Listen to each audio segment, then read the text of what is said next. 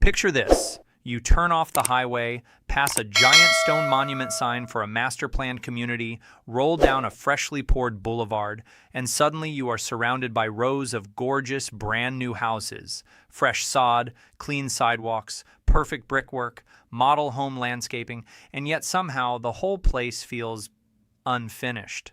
Not because the homes are unfinished, but because the neighborhood itself feels like it is still waiting for actual life to show up. Now, let's be fair right up front. Nobody is buying as a dramatic title. People are still buying homes in Texas. But in a lot of these fast-growth suburbs, especially the outer ring boomtowns around Austin and Dallas-Fort Worth, demand simply is not keeping up with the amount of inventory hitting the market.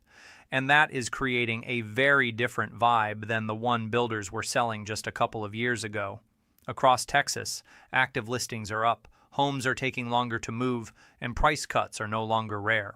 In Austin area markets especially, builders are leaning harder on incentives like rate buydowns, closing cost credits, and direct discounts just to keep traffic moving.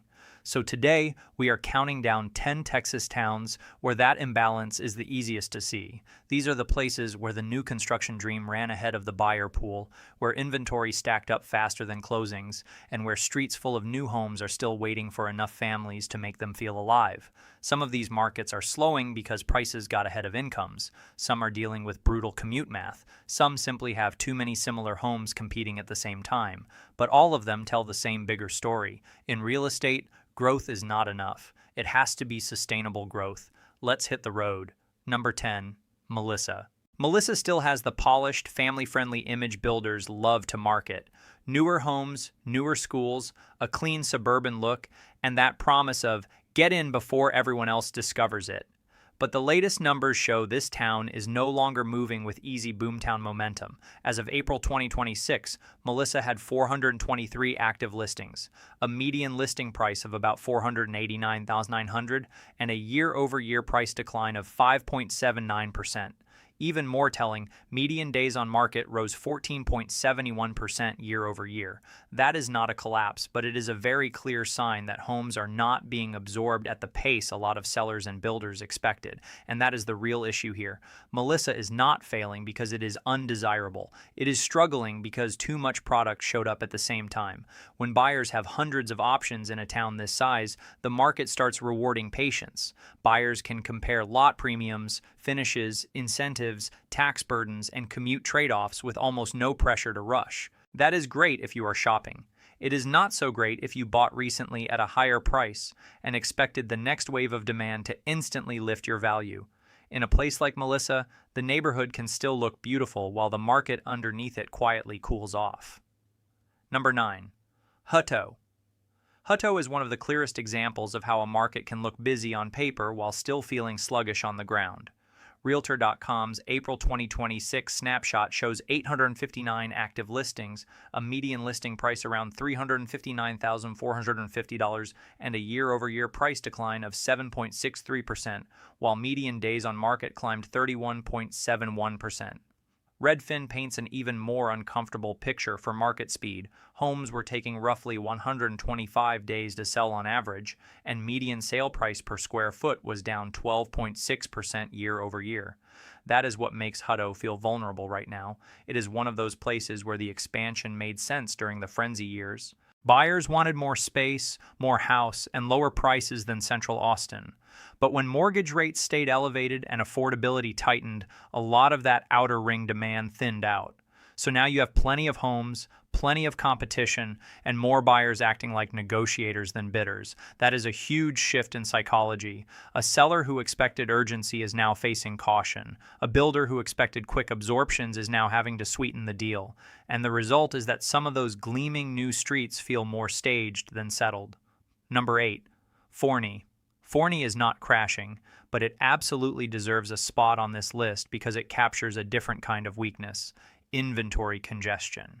Redfin shows the market is not very competitive, with homes selling in around 81 days, while sale price per square foot was down 7.0% year over year. At the same time, Redfin's listings page showed roughly 1,314 homes for sale, and only 26 homes sold in March, down from 40 a year earlier. That kind of mismatch changes the feel of a place. You drive through newer subdivisions and nothing looks abandoned in the literal sense, but there is a kind of overbuilt pause hanging in the air. Too many rooftops, too much overlap, not enough urgency. And in a market like this, sellers are not just competing against resale homes. They are competing against builders who can throw in incentives, offer preferred lenders, and advertise lower effective monthly payments. That makes existing homeowners especially vulnerable because they cannot always match those perks without cutting price. So yes, Forney still has demand, but it also has enough supply to make entire pockets feel stuck in neutral. Number 7. Kyle. Kyle has become one of the most visible examples of what happens when affordability-driven migration meets inventory reality. As of April 2026, Realtor.com showed 1,416 active listings in Kyle, up 21.68% year over year, with a median listing price of $335,000 and prices softening 1.33% year over year. Median days on market rose to 58 days, and Redfin's market view showed homes taking closer to 118 days on average to sell. Kyle's problem is not that people suddenly hate Kyle, it is that Kyle was heavily sold as the practical solution for buyers priced out elsewhere. And when a town becomes the affordable backup plan, demand can be surprisingly fragile. The minute financing costs rise, taxes pinch harder, or buyer confidence softens, the backup plan gets postponed. That leaves a market full of available homes and a buyer pool that is still interested but not in a hurry. The result is long stretches of nearly identical houses competing for the same cautious shopper. For a buyer, that means leverage. For a seller, it means being one of many. And for the neighborhood itself, it can mean a strange half-complete feeling even after the construction crews are gone. Number 6. Princeton. Princeton is one of the fastest growing places in America by population, and that makes its housing slowdown even more interesting. Growth alone did not protect it from oversupply pressure. Realtor.com's April 2026 snapshot showed 1,366 active listings, up 20.86% year over year, with the median sale price down 7.46% year over year.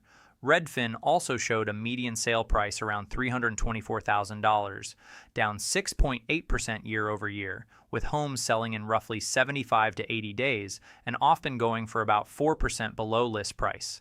That is the key lesson in Princeton. Fast growth does not automatically equal tight housing conditions.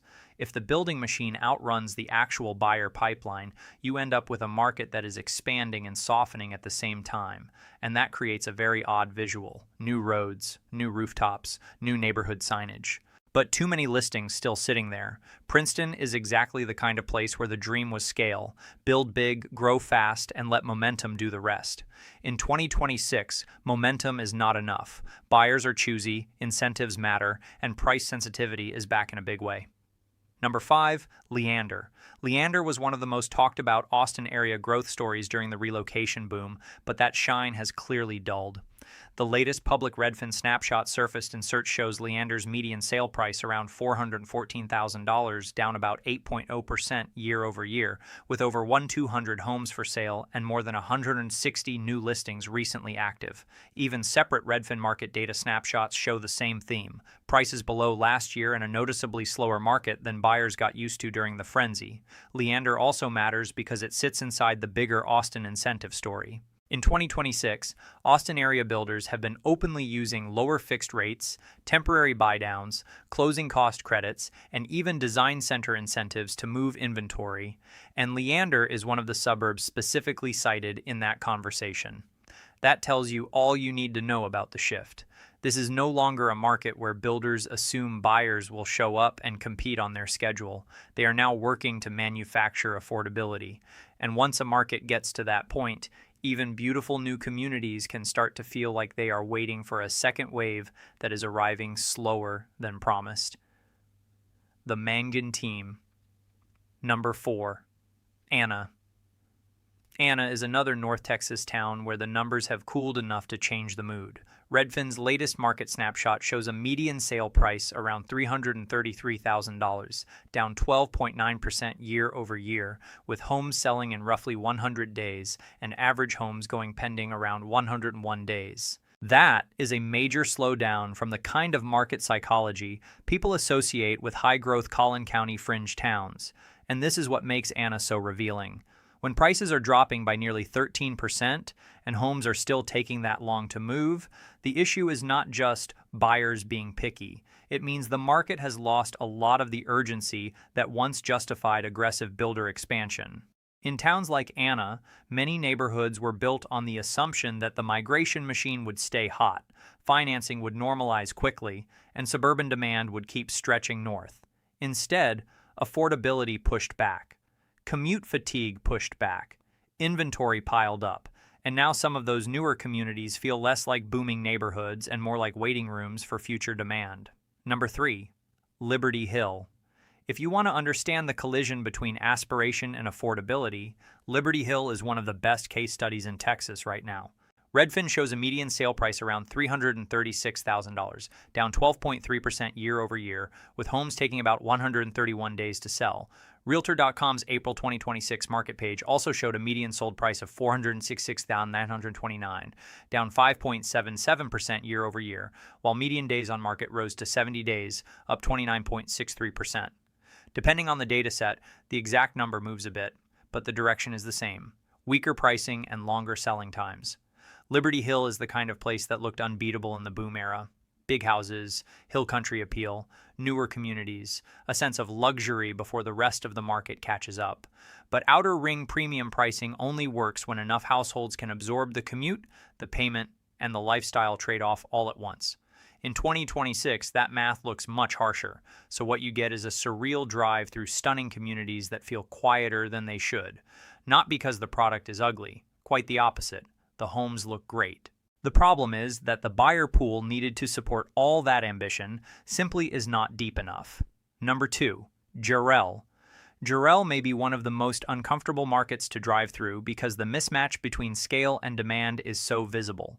Realtor.com shows 688 active listings and a median sale price decline of 9.03% year over year. Redfin adds another hard-to-ignore signal: homes taking about 159 days to sell on average, with only 13 homes sold in March, down from 20 a year earlier. That is the kind of slowdown that can make a fast-built neighborhood feel strangely hollow, even when construction quality is fine. Jarrell's issue is brutally simple. It is one thing to sell buyers on more house for less money. It is another thing to convince them that the location trade-off still works when rates are higher, office expectations are firmer, and every competing builder is advertising incentives down the road. Jarrell is where the edge of the growth map starts to matter. Once supply gets too far ahead of real everyday demand, those fresh subdivisions stop feeling like hidden opportunities and start feeling like inventory warehouses.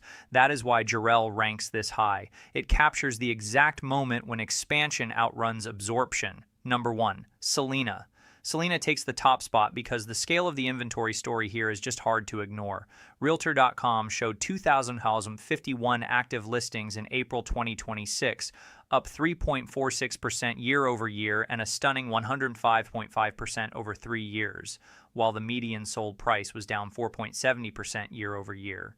Redfin's March 2026 snapshot was even more dramatic on speed and pricing, showing a median sale price around $520,000, down 8.2% year over year, with homes taking about 149 days to sell and the market described as not very competitive. Redfin's city page also showed well over 2,100 homes for sale, and that is why Celina feels like the clearest symbol of this whole Texas housing phase. The town still has enormous long-term growth potential. It still has strong branding, huge master plan communities, and a flood of attention from builders. But right now, the market feels like supply got to the finish line before demand did. When you have that many homes on the market, with prices under pressure and houses taking nearly 5 months to move, the visual impact is real. Streets look complete, but not fully lived in. Communities look expensive, but not fully activated. It is not that Celina is finished as a growth story. It is that, at least for now, it has become the ultimate example of how a housing boom can overshoot. So, what is the big takeaway from all of this? It is not that Texas is doomed. And it is definitely not that every suburb on this list is a bad place to live. In fact, many of these towns may end up being solid long-term communities. The real lesson is that timing matters, supply matters, and builder optimism can absolutely outrun buyer reality. If you are a buyer, this market is telling you to negotiate harder than people did during the frenzy years. Ask about price cuts, ask about rate buydowns, ask about closing costs, ask whether the builder next door is offering a better deal.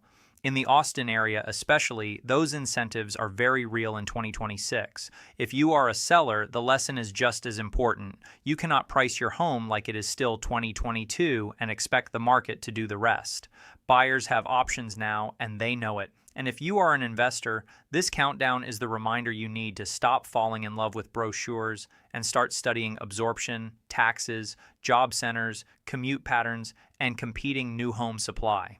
Because a street full of brand new houses can look like prosperity from the outside, right up until you realize half the value story was built on assumptions that no longer hold. That is the Real Texas Reality Check in 2026. If you enjoyed this deep dive, drop a comment telling me which Texas town surprised you the most, share this video with someone thinking about buying new construction, and subscribe for more sharp breakdowns of where the housing market is heating up, cooling off, or quietly getting weird. Thanks for watching, and I will see you in the next one.